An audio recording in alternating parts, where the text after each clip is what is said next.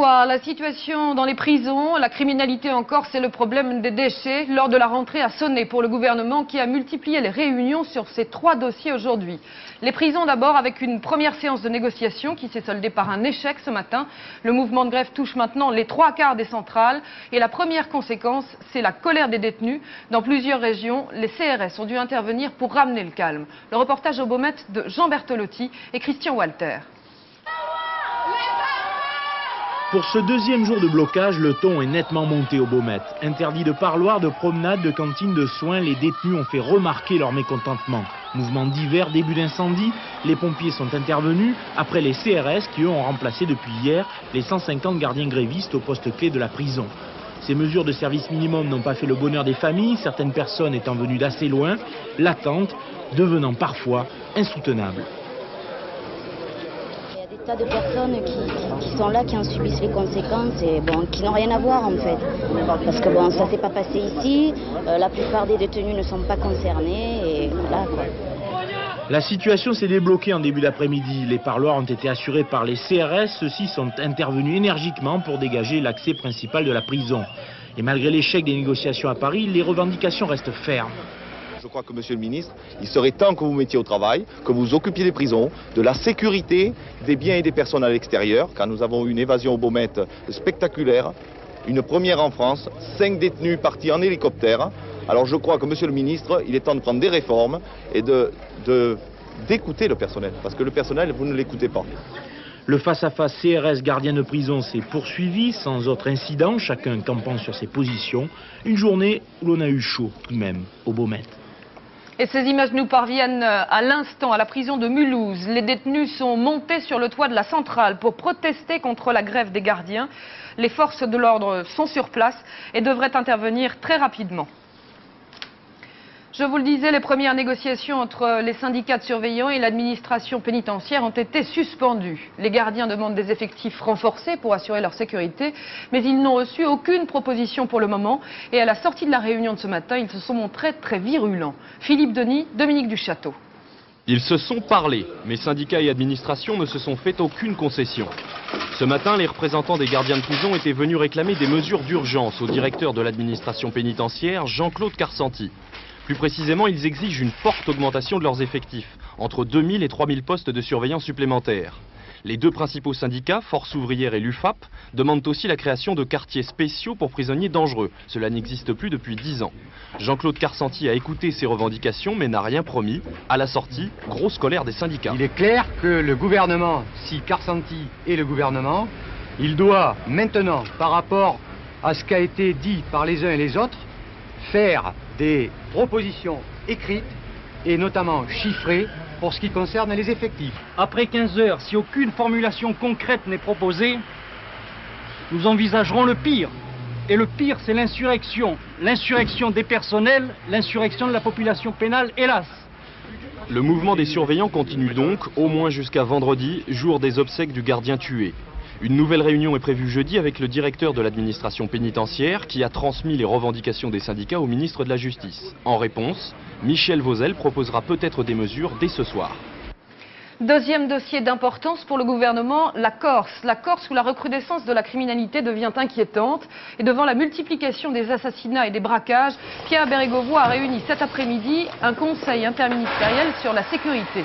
Un conseil très large puisqu'il réunissait plus d'une dizaine de ministres. Et les premières mesures concernent la sécurité, elles viennent d'être annoncées. La sécurité et le renforcement des effectifs policiers. Des mesures qui ont été annoncées il y a quelques instants par Paul Quilles, le ministre de l'Intérieur. Donc une nouvelle augmentation des effectifs de 10%, 2 compagnies républicaines de sécurité en plus. Une d'entre elles est déjà partie, la prochaine partira dans les prochains jours. Les CRS ayant comme objectif la prévention. Les effectifs d'inspecteurs de police judiciaire au service régional de police judiciaire d'Ajaccio seront augmentés de 30, en plus des 80 actuels, ce qui permettra de faire plus d'enquêtes et qui permettra de lutter contre la grande délinquance. D'autre part, compte tenu des suspicions fréquemment mises en avant concernant l'origine de certains capitaux, de certains investissements, il a été décidé de créer un groupe d'action interservices contre la délinquance financière. Ce groupe sera chargé de vérifier sous l'autorité du parquet l'origine de certains investissements. La sécurité, on vient de l'entendre, c'était la priorité du gouvernement, mais ce n'est pas tout. Loin de là, d'autres mesures ont été prises. Apparemment, Pierre Bérégovoy a voulu traiter de manière différente le problème de la délinquance et celui plus global de la politique générale en Corse. Laurence, vous êtes en direct dans les jardins de Matignon. C'est bien le sens de ce conseil? Oui, c'est bien le sens de ce conseil. Et Paul Quilès a précisé qu'il y avait parfois une confusion entretenue en Corse entre les problèmes de délinquance et les sujets politiques et qu'il convenait de faire une nette différence. Tout ce qui relève du respect de l'ordre et de la criminalité est prise en charge par l'État, et pour tout ce qui est des problèmes économiques et sociaux, ils relèvent du débat politique et doivent être traités au sein de l'Assemblée corse. Paul Quilès a précisé que le statut spécifique de l'île sera complètement mis en place avant la fin de l'année. Et enfin, le ministre de l'Intérieur a lancé un appel à la responsabilisation des Corses. Il a affirmé que leur sécurité dépendait aussi d'eux-mêmes. Bref, il n'y a pas de solution miracle. Sans le concours de la population corse, le règlement de la situation dans l'île ne sera pas possible. Merci Laurence. Ce n'est pas la première fois, loin de là, que le gouvernement se réunit au sommet pour tenter de trouver des solutions aux problèmes corses. Depuis 1975, c'est-à-dire depuis la fusillade d'Aléria, les plans et les mesures se sont succédés. De la méthode Broussard au statut Joxe, en passant par le redressement économique, Paris et le continent semblent impuissants face à celle qu'on appelle pourtant l'île de beauté. Jean-Baptiste Prédali. Aléria, août 1975, le premier révélateur de la question corse. La dénonciation d'un scandale viticole par les autonomistes tourne au drame. 2 gendarmes tués, la France entière découvre le malaise corse. Depuis 17 ans, les acteurs ont parfois changé, mais tous les gouvernements ont cherché une réponse. Par la décentralisation en 82, avec Gaston Defferre, l'île est alors dotée d'une assemblée régionale et d'un premier statut particulier. Mais la violence politique continue. En 83, un préfet de police est nommé, Robert Broussard. Il restera 18 mois dans l'île sans pouvoir enrayer la violence. Entre 86 et 88, discours musclés, l'accent est mis sur l'ordre public et la lutte antinationaliste sans grand succès. Autre méthode à partir de 88, la méthode Joxe. Nouveau statut particulier, on parle de refonte des listes électorales, de recomposition politique, mais aussi de développement économique. Rechute à la fin 1990, une série de meurtres toujours non élucidés provoque la réunion d'un conseil ministériel restreint. De nouveaux responsables pour la police et la justice sont nommés. Depuis avril dernier, une nouvelle assemblée dite territoriale gère l'île. La violence politique est en recul, mais le nombre d'attentats augmente. Raquettes, gangstérisme, dérive. Malgré 2 lois de décentralisation depuis 10 ans, la Corse cherche encore ses repères. Et nous devrions avoir sur ce dossier la réaction du maire d'Aléria avant la fin de ce journal. Et puis, dernier chapitre à l'agenda décidément très chargé du gouvernement, celui des déchets hospitaliers. Le décret interdisant le trafic des déchets ménagers a été publié ce matin, il sera appliqué dès demain. Il faut dire que les mauvaises surprises se succèdent. Après les camions interceptés à la frontière, on découvre maintenant des décharges sauvages et certaines entreprises françaises affirment qu'elles ont été piégées. Reportage en Alsace d'Anne Talbot et Luc Fournier. Team ou pas, l'entreprise Kreider d'un trafic de déchets allemand, les faits en tous les cas sont assez troublants. Vendredi dernier, un camion en provenance de Mannheim se présente à l'entreprise pour décharger du verre à recycler. Un déchargement qui se fait en tout début d'après-midi en l'absence d'un responsable de Kreider. En plus, le chargement est déversé au mauvais endroit. Les employés découvrent alors que le contenu n'est pas du tout conforme à ce qu'ils devaient recevoir. Il s'agit de verre et de déchets hospitaliers. Le gérant de l'entreprise contacte immédiatement le transporteur pour qu'il vienne récupérer le chargement. Mais lundi, les douaniers immobilisent les déchets et ce n'est que ce matin que le chargement a été reconduit à la frontière. Du côté de l'entreprise Kreider, on a la désagréable impression d'avoir été bluffé. On va entamer une action en justice contre le responsable de ce chargement. En plus, nous avons subi des plaintes, des coups de fil anonymes, on nous décommande certains transports. Il y a quand même un préjudice commercial et moral évident qui devra être un jour ou l'autre établi et chiffré. Pour le moment, le principal reproche fait aux responsables de l'entreprise Kreider est de ne pas avoir alerté les douaniers de la présence de produits douteux dans le chargement. Mais il est par ailleurs reconnu que Pascal Kreider a entrepris toutes les démarches pour que les déchets repartent en Allemagne. Une enquête de gendarmerie suit son cours et elle pourrait aboutir à l'ouverture d'une information judiciaire au parquet de Colmar. À l'étranger, la tension monte de jour en jour entre les anciens alliés de la guerre du Golfe et l'Irak. John Major a confirmé aujourd'hui que les États-Unis, la France et la Grande-Bretagne allaient interdire le survol du sud du pays à l'armée de Saddam Hussein, Bagdad qui parle ce soir de provocation. Le Premier ministre britannique a aussi annoncé qu'il était prêt à envoyer 1800 de ses soldats pour protéger les convois humanitaires en Bosnie. Retournement de position pour Londres, qui suit donc maintenant Paris. Et l'incident qui a eu lieu hier sur l'aéroport de Sarajevo y est sûrement pour quelque chose. Jean-Paul Géroard. Le pont aérien sur Sarajevo ne reprendra que demain. Depuis hier, tous les avions cargo sont cloués au sol. Les vols ont été suspendus après la prise pour cible d'un Hercule britannique par un radar d'artillerie. Cet incident a probablement également provoqué l'annonce de la mise à disposition de l'ONU de 1800 soldats britanniques. Un véritable virage dans la position de Londres, jusqu'ici opposée à toute intervention terrestre en Bosnie. John Major a expliqué ce revirement par la nécessité d'acheminer de plus grands volumes d'aide lorsque l'hiver viendra. Le Premier ministre britannique a également annoncé son intention d'accroître encore la pression sur la Serbie et son président Slobodan Milosevic. En tout cas, le leader des Serbes de Bosnie, Radovan Karadzic, a nié toute responsabilité serbe dans l'attaque de l'avion britannique. Il a assuré que ses troupes n'attaqueraient pas les casques bleus. En gage de bonne foi, il a cité l'accord signé hier par son état-major qui place les pièces d'artillerie serbes de Sarajevo sous le contrôle de l'ONU. Pour l'heure, des combats meurtriers continuent de faire rage à Sarajevo et un peu partout en Bosnie. Un cauchemar terminé pour un millier de femmes, d'enfants et de vieillards, essentiellement serbes, évacués de Sarajevo hier et arrivés à Belgrade ce matin.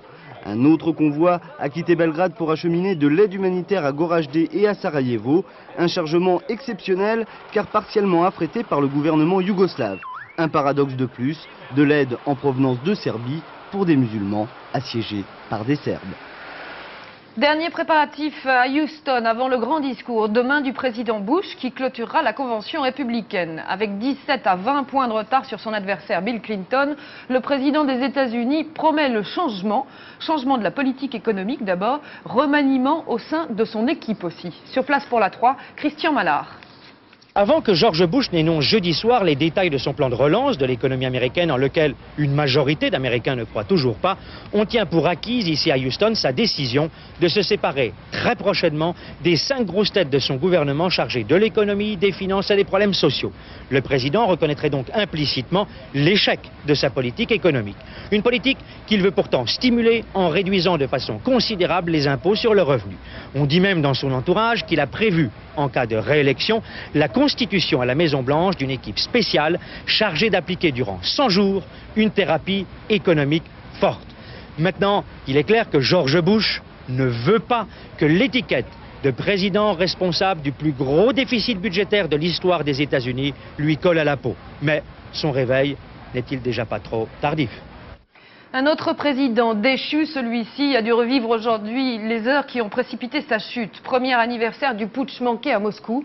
Mikhaïl Gorbatchev, qui a quitté le Kremlin pour une modeste fondation de conseil international, ne ménage pas ses critiques vis-à-vis de Boris Yeltsin, le professeur Gorbatchev, qui donne aujourd'hui des leçons d'économie en essayant de retrouver une place au sein du paysage politique de son propre pays. Claire Sébastien. Hommage aux 3 victimes du putsch manqué d'août 91. Ce matin, Mikhaïl Gorbatchev cherchait à renouer avec l'histoire. Une histoire dont il est sorti voici tout juste un an lorsque les blindés sont entrés dans Moscou, lorsque Boris Yeltsin appelait à la désobéissance civile contre le coup d'État. Quand le 21 août, Gorbatchev enfin rentre de Crimée, où il était retenu, son arrivée marque la fin du règne. Il faudra attendre le 25 décembre pour qu'il remette sa démission à Boris Yeltsin. 4 jours avant, à Alma-Ata, naissait la communauté des États indépendants sur les restes éparpillés de l'Union soviétique. La page est tournée. Gorbatchev, redevenu simple citoyen, va désormais s'employer à ne pas se faire oublier. Il écrit un livre et de nombreux articles dans la presse internationale. Il voyage, Japon, États-Unis, Israël. À chaque fois, il justifie son attitude pendant les événements, consent un mea culpa et surtout ne ménage pas ses critiques à l'encontre de la politique de Boris Yeltsin. Mais les recettes de Gorbatchev trouvent peu d'écho dans son pays. Les réformes d'Yeltsin, la marche forcée vers l'économie de marché ont leur corollaire, une inflation galopante, des rayons vides. Par manque d'argent, les moscovites aujourd'hui n'ont pas eu droit aux grandes festivités prévues pour l'anniversaire du putsch manqué. L'heure est à la grisaille et à la désillusion, même si ce moscovite tente de conjurer le sort en revêtant les habits de Buffalo Bill. Retour en France, après Charles Pasqua et Philippe Séguin, Philippe de Villiers se lance à son tour dans la bataille contre la ratification du traité de Maastricht. Le député UDF de Vendée lançait aujourd'hui sa campagne et présentait son livre, un essai où il tente bien sûr de convaincre les Français de voter non au référendum. Charles Sanviti, Bernard Branc. Dans la catégorie essai, dans le genre pamphlet brûlot, signé Philippe de Villiers, lui aussi prend d'assaut les librairies, Maastricht fait recette. Après Max Gallo, après Philippe Séguin et Marie-France Garot, le député de Vendée ajoute sa contribution aux livraisons anti-Maastricht. Un investissement doublé d'une conviction, et pour cause, cet été sous le parasol, Maastricht se lit bien. Les livres sur Maastricht se vendent très bien, et en particulier les livres des hommes politiques. Celui de Philippe de Villiers coûte 80 francs, tirage espéré 15 000 exemplaires, plus la force de vente de l'auteur. Avec le traité de Maastricht, la monnaie unique, on dit, vous savez, le franc fort se décide à Francfort. Ben vous savez où sera la Banque Centrale Européenne? Elle sera à Francfort. Et moi, je ne veux pas que la monnaie unique soit l'occasion pour l'Allemagne de faire un rapt sur toute l'Europe et sur la France en particulier. Des propos déjà condamnés par écrit par Henri Emmanuelli, on attend maintenant l'ouvrage de Jean-Louis Bianco. Mais pour l'heure, les partisans du non sont majoritaires sur les rayons. Reste pour tous un impératif, épuiser les stocks avant le 20 septembre, avant le référendum. Procès cet après-midi à Limoges, en correctionnel, d'un jeune chauffard de 21 ans. Il est accusé d'avoir tué dans un accident de voiture en février dernier une femme et son enfant. Il jouait à la roulette bordelaise, un pari qui consiste à rouler la nuit, tout phare éteint, sans respecter ni stop, ni feu rouge. Compte rendu d'audience de Christian Bellingard. Profession chauffeur-livreur. À 21 ans, Philippe Marchoux a donc eu affaire aujourd'hui pour la première fois avec la justice, pour avoir sans doute délibérément franchi le stop, ivre, à l'intersection de la CD 912 et de la RN 20, le 29 février 92, et ainsi massacré par inconscience une famille. Un geste que l'intéressé n'a pas avoué lui-même, mais le témoignage de deux de ses passagers, Christian Parent et Annie Voulant, devant les gendarmes, était pourtant explicite. Dans la dernière ligne droite qui précédait le stop, et à 2 reprises, Marchoux aurait éteint totalement ses feux en criant au dernier moment « On passe !» Devant la présidente du tribunal correctionnel de Limoges, Patricia Vatremez, tout le monde s'est rétracté. Mais on percevait à certains moments l'incohérence de leur nouvelle déclaration, au point que la présidente s'est écriée « Vous vous fichez de qui ?» De plus, Marchoux prétendait s'être assoupi sous l'effet de l'alcool, mais les experts ont montré que le conducteur de la X avait gardé un bon contrôle de son véhicule. Alors faut-il aller jusqu'à parler d'un pari, d'un jeu diabolique, d'une roulette bordelaise, comme la Ligue contre la violence routière l'a indiqué? Faute d'éléments plus précis, le procureur a préféré parler d'un pari fait à lui-même par le conducteur de la X. Ce qui est sûr, c'est que les 2 grammes à 2,10 grammes d'alcool présents dans le sang de Marchoux ont joué un rôle non négligeable également pour le faire franchir la nationale à 120 km à l'heure. Une affaire terrifiante, ce sont les mots du procureur de la République dans son réquisitoire final. C'est un jeune inséré socialement, mais en mal de sensations fortes et en proie à l'alcool au volant, qui a été jugé aujourd'hui devant le tribunal correctionnel de Limoges. Désinvolture, mensonges, lâcheté, des mots qui sont revenus souvent et qui, ajoutés à une certaine impassibilité du prévenu aujourd'hui devant le tribunal, ont sans doute ajouté encore beaucoup à la détresse de la famille Krupa. Et le jugement vient tout juste de tomber. Le jeune chauffard a été condamné à 3 ans de prison ferme. On n'est jamais mieux servi que par soi-même. Les touristes français ont une destination préférée cette année, la France. La France et la campagne. Le tourisme vert a fait un bond dans les chiffres de 92. Zindine Boudaoud. Cocardiers ou casaniers les Français, 70% d'entre eux préfèrent passer leur congé en France. La récente enquête menée par le ministère du Tourisme confirme les tendances dégagées par l'INSEE pour 1991. Le taux de départ à l'étranger enregistre une nouvelle baisse de 0,7%. Pour 7 millions de séjours hors des frontières, 32 millions se passent dans l'Hexagone, comme si les Français n'en finissaient plus de découvrir leur pays. 2 raisons principales. La première, c'est que nous avons en France le premier parc de résidences secondaires au monde. Les Français aiment la résidence secondaire. Et bien entendu, cette dernière a tendance à fixer dans un même endroit pour les vacances. La deuxième, c'est que la France est la première nation touristique et que nos compatriotes, comme les étrangers qui viennent massivement, ont compris que ce pays est beau et que l'on peut y séjourner de manière agréable. Partir moins longtemps, mais plus souvent, tel serait le nouveau credo des vacanciers. Un séjour dure en moyenne 16 jours, mais 14% des Français effectuent 2 séjours. La mer reste toujours très prisée, mais les Français ne bronzent plus idiots. Rafting, canoë, randonnée et escalade, le sport version écolo fait un malheur. Le tourisme vert est en vogue, la campagne et la montagne attirent de plus en plus de candidats. Le repos n'a pourtant pas d'équivalent, il demeure l'activité favorite de la moitié des Français en vacances. Le film aurait pu s'appeler Strangers in Paradise. C'est un vampire qui finalement ira au paradis, un vampire plutôt sympathique, mais qui va semer un beau désordre dans une famille bourgeoise française. Le vampire, c'est un étranger, mais le sujet n'est pas grave pour autant, il est même parfois très drôle. La preuve, le film d'Abdelkrim Baloul a eu le grand prix du festival de Champs-Rousse. Michel Vial. Mais qu'est-ce que vous faites là, vous? À quoi il ressemble? À Dracula. Mais un Dracula qui serait originaire de Bab el-Oued.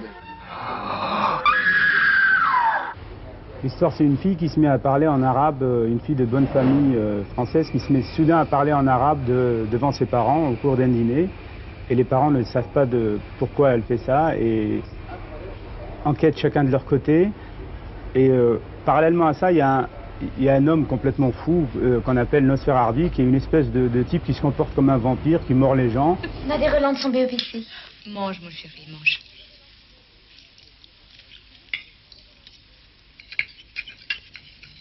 Ah, attention. Nathalie. Tu le fais exprès?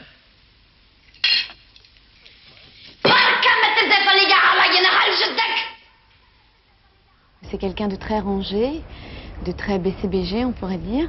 Petite famille très propre, comme ça. Et puis un jour, tout se déglingue, quoi. Parce que c'est le choc de deux cultures, c'est mettre quelque chose en commun qui n'est pas courant. Et bien sûr, c'est aussi de l'allégorie, oui. Farid Chopel, Bruno Kremer, Brigitte Fossey, Laure Marsac incarnent les héros de cette histoire drôlatique et qui hésite constamment entre le comique et le fantastique. Une histoire dont les ressorts inattendus composent finalement un pamphlet tout en finesse contre l'intolérance et le racisme. Cette situation d'une fille qui se met à parler en arabe sans l'avoir appris devant ses parents ahuris, je me suis dit que c'était assez lourd de sens quand même, quelque part. Donc ça me permettait de faire une comédie pour grand public qui en même temps n'était pas complètement vaine, avec un petit message, un petit travail sur l'espoir, sur l'humanité des personnages, sur la confrontation des futurs. Mais ne croyez pas pour autant que ce vampire-là vous prendra la tête, même si le comique d'Abdelkrim Baloul permet de dire avec légèreté des choses graves. Nous avons décidé d'essayer de te guérir. Mais je ne suis pas malade. Moi, je ne suis pas un être vivant. Moi, je suis déjà mort. Je vous l'avais promis, on revient pour finir sur l'un des principaux dossiers de ce journal. Après l'annonce des mesures du gouvernement sur la sécurité en Corse, nous venons tout juste de recevoir la réaction de Vincent Carlotti, le maire socialiste d'Aléria. On l'écoute. Ce qui me paraît le plus important, c'est que l'État, apparemment, ait par exemple décidé de s'impliquer plus fortement en matière de délinquance financière, c'est-à-dire quelque chose qui implique la lutte interservices, de manière à ce qu'un certain nombre d'abus caractérisés que la population peut voir tous les jours soient sévèrement sanctionnés. Ça, c'est important. Ce qui n'est pas dit dans le comité, et j'espère que plus tard nous aurons des explications, c'est est-ce que l'État est décidé à s'engager à long terme là-dedans? Autrement dit, est-ce que ce n'est pas une mesure de conjoncture? J'espère que ça ne l'est pas. Cela étant, je pense que, à entendre les interlocuteurs que je viens d'entendre, singulièrement M. Quilès, on verra ce que dit M. Bergova demain, je crois que l'État, cette fois-ci, a bien compris et qu'il est décidé à agir sur le long terme. Et sur ce dossier, vous entendrez sûrement de nouvelles réactions dans Soir 3 à 22h20. Soir 3 présenté par Marc Hautement. Dans quelques secondes, la météo complète de Florence Klein. À demain 19h. Bonsoir.